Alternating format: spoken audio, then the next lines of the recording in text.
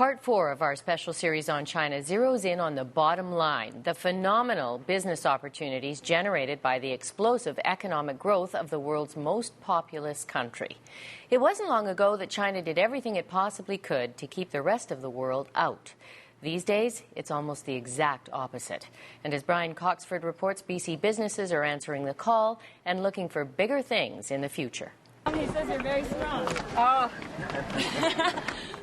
It is without a doubt China's greatest attraction, a must-see for anyone traveling in the northern regions of this vast country. One of the wonders of the world, a UNESCO heritage site, the Great Wall with its architectural grandeur stretches like a giant dragon 6,700 kilometers from east to west along the Mongolian border.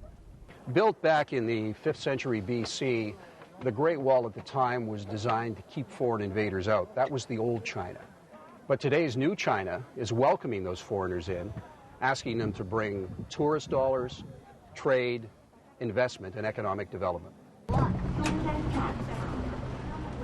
The fast pace of growth should be a catalyst for any foreign company wanting to get in on the action.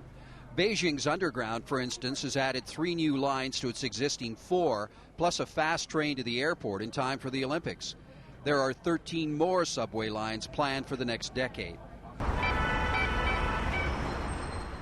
Beijing is also expanding and upgrading its fleet of 10,000 buses, a third of them running on technology engineered from Vancouver. Westport Innovations has teamed up with Cummins engines to power 3,300 buses here using clean-burning compressed natural gas. And the fuel is stored in tanks on the roof. And does it come through here? And Westport was in China last week looking to expand on that while attending a business summit taken to Beijing by the Premier. It's exactly the kind of technology we want to move to in British Columbia to help reduce our greenhouse gas emissions by 33% by 2020. So maybe TransLink, instead of looking down the street, should look next door. I think it's funny how often our sites seem to go right over the people that are right at home. This is a great technology. It's developed in British Columbia. There are 17,000 Westport-powered buses and trucks in places like Paris, Moscow, in countries like Australia, the United States, and here in China. But just 75 of the homegrown clean-burning engines in buses in Vancouver. A handful in Vancouver. Doesn't make sense, does it? No.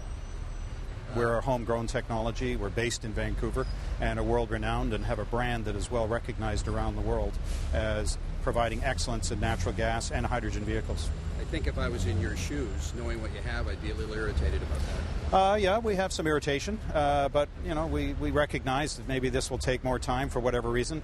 Beijing has been one of the most sought-after cities for foreign investors. And that's why over 100 BC businessmen are here at BC Canada House looking for those lucrative opportunities. Among them, one from a Victoria company with big dreams, hoping someday its products will power traffic and pedestrian crossing lights on Beijing streets.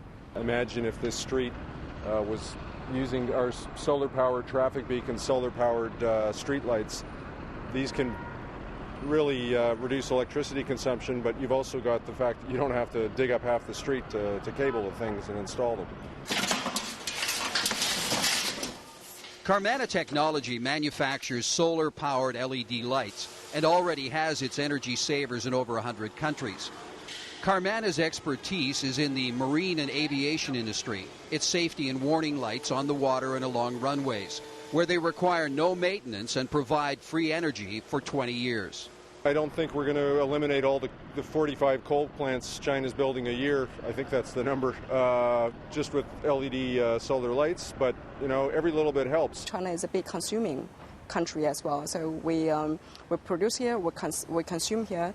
It's going to be very good for foreign business investment coming to here to getting the market share. There still is a recognition here that foreign expertise and foreign investment is a very important part of China's development now and in the future as well.